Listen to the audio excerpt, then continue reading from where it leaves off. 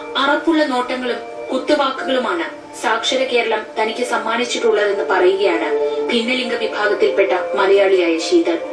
തങ്ങളെ സംരക്ഷിക്കേണ്ട പോലീസിന്റെയും സദാചാര ഗുണ്ടകളുടെയും മതത്തിന്റെയും നിരന്തര പീഡനങ്ങൾ നേരിട്ടാണ് അവരുടെ ഓരോ ദിവസവും കടന്നുപോകുന്നത്.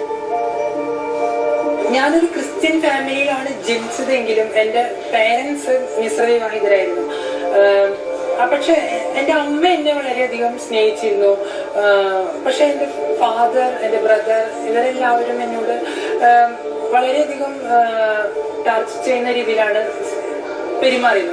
ജനനം മുതൽ ഈ നിമിഷം വരെ സ്ട്രഗിൾ ചെയ്തുകൊണ്ട് തന്നെയാണ് ഞാൻ എന്റെ ജീവിതത്തിൽ പോയിരുന്നത്. ജനിച്ചപ്പോൾ മുതൽ എന്നിലുള്ള എന്റെ ബിഹേവിയറിനെ അവര് മനസ്സിലാക്കാൻ അവർക്ക് പറ്റില്ലായിരുന്നു. എന്റെ ബന്ധുക്കൾക്ക് മനസ്സിലാക്കാൻ പറ്റിയിരിക്കുന്നു, എന്റെ പരിസരവാസികൾക്ക്, എന്റെ പൊതുജന സമൂഹത്തിന് എന്നെ മനസ്സിലാക്കാൻ പറ്റില്ല. ഒരു സ്കൂളിൽ പോകുമ്പോൾ എന്റെ ടീച്ചറിനെ എന്നെ മനസ്സിലാക്കാൻ പറ്റിയില്ലായിരുന്നു, എന്റെ സഹപാഠികൾക്ക് എന്നെ മനസ്സിലാക്കാൻ പറ്റില്ല. അവരെന്നെ മനസ്സിലാക്കിയിരുന്നെങ്കിൽ എനിക്കിന്ന് പഠിക്കാമായിരുന്നു. 9ാം ക്ലാസ് പഠനം നിർത്തേണ്ടി വന്ന ഒരു വ്യക്തിയാണ് ഞാൻ. പഠിക്കാൻ വളരെ ആഗ്രഹമായിരുന്നു. പക്ഷെ ഇത്തരം കളിയാക്കലുകളിലൂടെയും ഇത്തരം വ്യക്തിഹത്യകളിലൂടെയും എന്റെ മനസ്സ്, എന്റെ ചെറിയ മനസ്സ് എങ്ങനെയൊക്കെയാണോ മുൻപോട്ട് പോകേണ്ടത്, പഠനത്തിൽ ശ്രദ്ധിക്കണോ അതോ ഞാൻ എന്റെ ജീവിതത്തിൽ ശ്രദ്ധിക്കണോ എന്നുള്ള വലിയൊരു ചോദ്യചിഹ്നം ഉണ്ടായിരുന്നു. അതുപോലെ തന്നെയാണ് ഞാൻ എന്റെ മതത്തിൽ വിശ്വസിച്ചുകൊണ്ടിരുന്നത്. ഇഷ്ടപ്പെട്ട ദൈവമായിരുന്നു യേശു ക്രിസ്തു. പക്ഷെ പള്ളിയിൽ പോയി ഞാൻ കൊയറിൽ പാടുകയായിരുന്നു.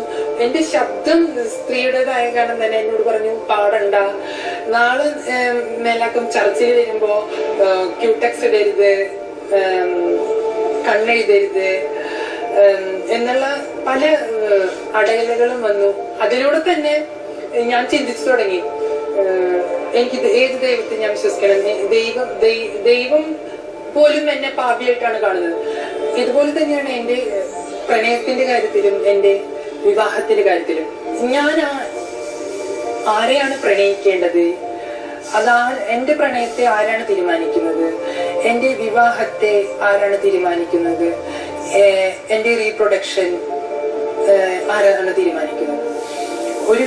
ഒരു മനുഷ്യൻ എന്ന നിലയിൽ എനിക്ക് ഇഷ്ടപ്പെട്ട വ്യക്തിയെ അല്ലെങ്കിൽ ഇഷ്ടപ്പെട്ട ജെൻഡറിൽപ്പെട്ട ആളെ എനിക്ക് പ്രണയിക്കാനുള്ള അവകാശം ഉണ്ട്. പക്ഷെ എങ്കിൽ പോലും ഇന്ത്യൻ ഭരണഘടന 377 എന്ന വിധിയിലൂടെ എന്റെ പ്രണയത്തെ ഏതൊക്കെ രീതിയിലാണ് മാറ്റി നിർത്തപ്പെടുത്തുന്നതെന്ന് ആലോചിക്കണം. ഒരു ഭരണകൂടമാണ് എന്റെ പ്രണയത്തെയും എന്റെ വിവാഹത്തെയും എന്റെ ഇഷ്ടങ്ങളെയും വേണ്ട എന്ന് പറഞ്ഞ് കടിഞ്ഞാണിടാൻ തയ്യാറാകുന്നത്.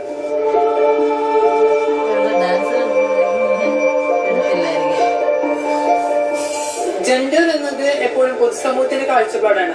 ആണിന് വീശിയുണ്ടെങ്കിൽ അവൾ ആണാണ്, പെണ്ണിന് വീശയില്ലെങ്കിൽ അവൾ പെണ്ണാണ്, പെണ്ണിന് നീളം മുടി ഉണ്ടായിരിക്കണം, പെണ്ണിന് ശബ്ദം താക്കി സംസാരിക്കണം, പെണ്ണ് കരയണം, ആണ് കരയാൻ പാടില്ല, ആണിന് മസ്കുലിൻ പവർ വേണം, പെണ്ണിന് ഫെമിനിറ്റി വേണം, പെണ്ണ് ശബ്ദം താക്കി, പെണ്ണിന് വിവാഹം കഴിച്ച് കുട്ടികൾ ഉണ്ടാവണം, ആൺ എപ്പോഴും കുടുംബത്തിലെ ഗൃഹനാഥനായിരിക്കണം, അവന് പവർ ഉണ്ടായിരിക്കണം, അവനായിരിക്കണം വീട്ടിൽ സംസാരിക്കേണ്ടത്, എപ്പോഴും സ്ത്രീയുടെ ശബ്ദം താഴ്ന്നായിരിക്കണം എന്നുള്ള സാമൂഹ്യ വ്യവസ്ഥിതി വെച്ചിട്ട് നോക്കുമ്പോൾ തന്നെ ഒരു ട്രാൻസ്ജെൻഡർ പീപ്പിൾ എങ്ങനെ സഫർ ചെയ്യും ഈ ഒരു സമൂഹത്തിൽ, പ്രത്യേകിച്ച് കേരള സമൂഹത്തിൽ.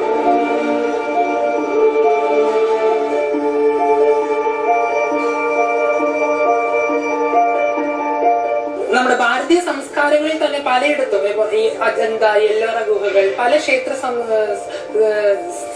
സമുച്ചയങ്ങളിലും നമുക്ക് വലിയ അക്ഷരങ്ങളിൽ അല്ലെങ്കിൽ വലിയ വിധത്തിൽ കൊത്തിവെച്ചിട്ടുള്ള ഇന്ത്യൻ സംസ്കാരത്തെ വാഴ്ത്തിപ്പാടുമ്പോഴും നമുക്കറിയാം പലവിധ ക്ഷേത്രങ്ങളിലും ഇത്തരം ലൈംഗികതയെ വളരെ വ്യക്തമായി ചിത്രീകരിച്ചിരുന്നു, പുരാണങ്ങൾ ചിത്രീകരിച്ചിരുന്നു. പക്ഷെ എന്തുകൊണ്ട് അത് സ്വന്തം ജീവിതത്തിൽ വരുമ്പോൾ മാത്രം മറക്കുന്നു? മതപരമായ ചുറ്റുപാടിലായാലും രാഷ്ട്രീയപരമായ ചുറ്റുപാടിലായാലും സോഷ്യലി കൾച്ചറലി എന്തിനായാലും ഈ ഒരു വിഷയം വരുമ്പോൾ എന്തുകൊണ്ട് മുഖം തിരിക്കുന്നു? ട്രെയിൻ കയറി ഞങ്ങൾ ലേഡീസ് കമ്പാർട്ട്മെന്റിലാണ് കയറിയത്. ലേഡീസ് കമ്പാർട്ട്മെന്റിൽ കയറിയപ്പോൾ ചായ വിളിക്കുന്ന ആളാണ് ഞങ്ങളോട് ചോദിച്ചത്, ഇത് ലേഡീസ് കമ്പാർട്ട്മെന്റ് ആണ്, നിങ്ങൾക്ക് ഇവിടെ ഇരിക്കാൻ കഴിയില്ല എന്ന് പറഞ്ഞു. ഞങ്ങൾ പറഞ്ഞു ഞങ്ങളും ട്രാൻസ്ജെൻഡേഴ്സ് ആണ്. അയാൾക്ക് അത് മനസ്സിലായില്ല. അത് കഴിഞ്ഞപ്പോഴാണ് അയാൾ ചെന്നിട്ട് ഒരു ലേഡി പോലീസ് ഓഫീസറോട് പറഞ്ഞു, 2 പേര് അവിടെ ഇരിക്കുന്നുണ്ട്, അവര് ലേഡീസ് കമ്പാർട്ട്മെന്റിലാണ് ഇരിക്കുന്നത്.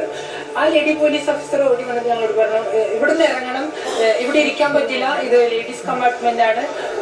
ഞങ്ങൾ പറഞ്ഞു ഞങ്ങൾക്ക് ഇവിടെ ഇരിക്കാനുള്ള റൈറ്റ്സ് ഉണ്ടെന്ന് പറഞ്ഞു. പക്ഷെ അവർക്ക് ആകെ കൺഫ്യൂഷനായി. നിങ്ങൾ ഇവിടെ ഇരിക്കുന്നത് തെറ്റാണെന്ന് അവർ പറഞ്ഞു.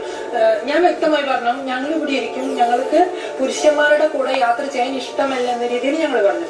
അപ്പൊ അവര് പറഞ്ഞു പറ്റില്ല, നിങ്ങൾ ഇവിടുന്ന് ഇറങ്ങേണ്ടി വരും. ലാസ്റ്റ് അവർ പോയിട്ട് ഒരു 5 ആൺ പോലീസിനെ വിളിച്ചു കൊണ്ടുവന്നിട്ട് ഞങ്ങളെ രണ്ടുപേരെയും ഹറാസ് ചെയ്യുന്ന രീതിയിൽ ഈ ആൺ പോലീസ് ഞങ്ങളോട് സംസാരിച്ചു. അതിലൊരു പോലീസ് എന്നെ വളരെയധികം വേദനിപ്പിച്ചു. കാരണം അയാള് പറഞ്ഞു നിങ്ങൾക്കൊന്നും ഇവിടെ നിയമമൊന്നും ആയിട്ടില്ല, നിങ്ങൾക്കൊന്നും നിയമം വന്നതായിട്ട് ഞങ്ങൾക്ക് അറിയില്ല, നിങ്ങൾ ഇവിടെ ഇറങ്ങണം എന്ന രീതിയിൽ സംസാരിക്കുകയും എന്റെ ഐഡന്റിറ്റി കാർഡ് കാണിച്ചു കൊടുക്കേണ്ടി വന്നു ലാസ്റ്റ് എനിക്ക്. ഞാൻ ചോദിച്ചു ഈ ട്രെയിനിലുള്ള എല്ലാവരുടെ ഐഡന്റിറ്റി കാർഡ് നോക്കിയിട്ടാണോ നിങ്ങൾ ട്രെയിനിൽ യാത്ര ചെയ്യാൻ അനുവദിക്കുന്നത് എന്ന രീതിയിൽ ഞാൻ സംസാരിച്ചു.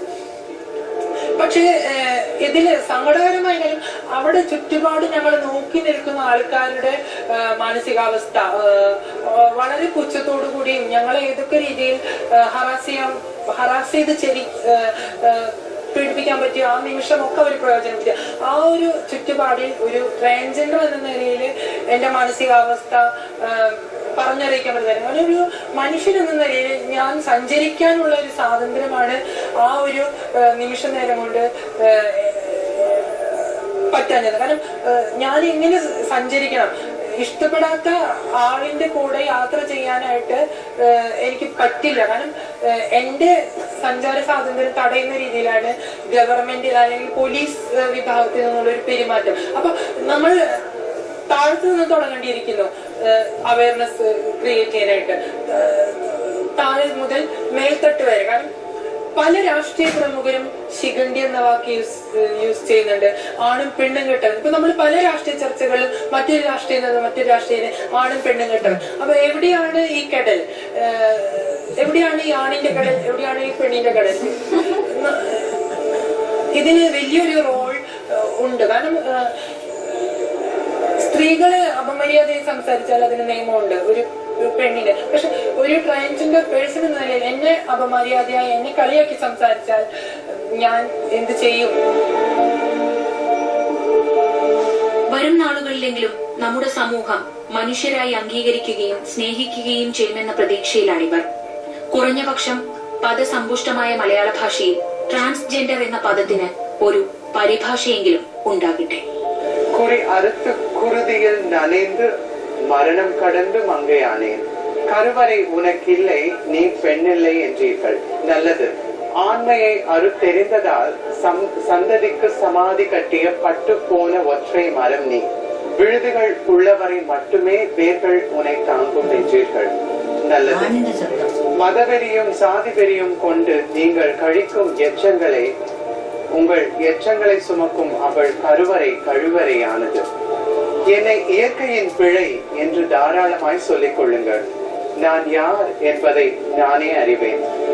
மதம் மறந்து சாதி துறந்து மனித மனங்கள் ஒன்று கூடி வாழும் வாழ்க்கையை வாழ முடியுமா உங்களால்? கருவில் சுமக்காமலேயே தாயாக முடியுமா உங்களால்? மார் முட்டி பசியார முடியாமலே மகளாக முடியுமா உங்களால்? என்னால் முடியும். உங்கள் ஆணாதிக்க குறியை அறுத்துக் கொள்ளுங்கள், அப்பொழுது சொல்லுங்கள் நான் பெண்ணில்லை என்று.